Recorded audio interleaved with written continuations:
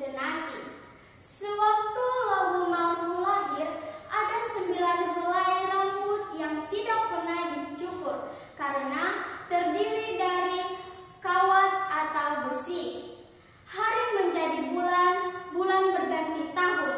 Si anak ini semakin besar, rambutnya semakin panjang seperti rambut wanita. Rambut inilah yang membuat Lawomaru kuat dan kebal seperti ilmu sihir. Tetapi karena kekebalannya itu, ia berbuat jahat terhadap orang-orang.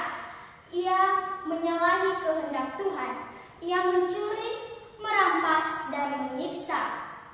Itulah kegiatannya sehari-hari. Setelah dewasa, Lawomaru menikah dengan seorang gadis yang bernama Shihoi.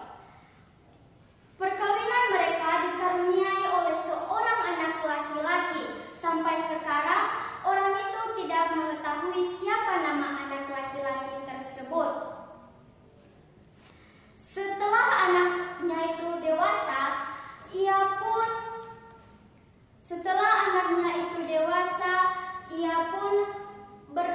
berinisiatif untuk memberikan kekebalannya ini kepada sang anak. Dia berkata, "Biarlah kekebalanku ini kuberikan kepada anakku agar dia kebal seperti diriku." Suatu hari, Lawomaru mengundang tetangganya untuk mencari jalan bagaimana cara memberikan kekebalannya itu kepada anaknya. Segera anaknya dipanggil, lalu memasukkan cairan besi itu ke mulut anaknya. Terlebih dahulu, Lawomaru memberikan syarat yang harus dipatuhi sang anak agar sang anak tidak boleh menoleh ke kiri dan ke kanan, pandangannya harus tetap ke depan. Setiap pelanggaran syarat itu berarti maut. Jadi, syarat-syarat itu tidak boleh dilanggar. Waktu acara sedang berlangsung, ada seorang yang yang dendam terhadap Lawomaru. Ia berkata, "Hei anak Lawomaru, di situ ada perahu yang penuh dengan emas dan perak." Sang anak pun menoleh, karena pada dugaannya emas dan perak itu benar-benar ada.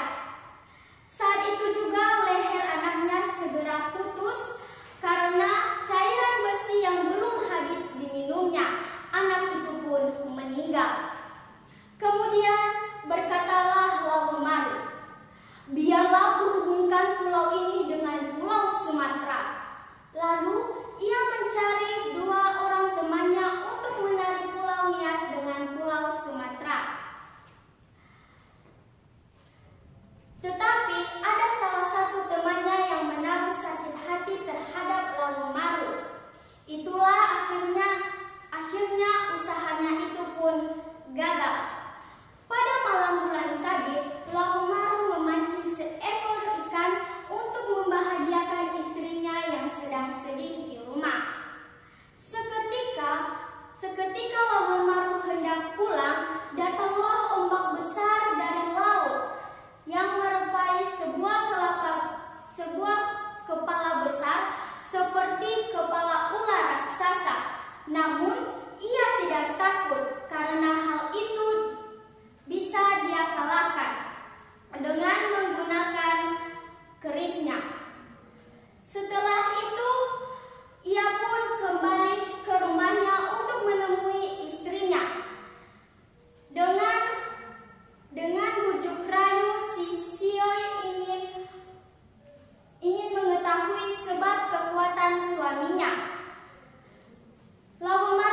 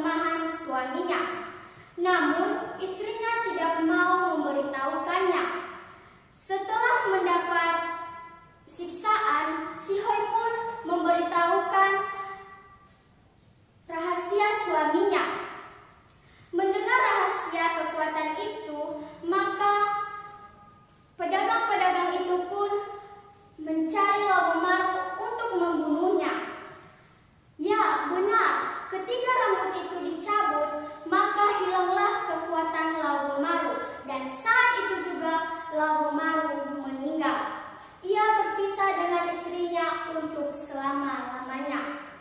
Demikian cerita rakyat dari saya. Atas perhatiannya saya ucapkan terima kasih. Ya.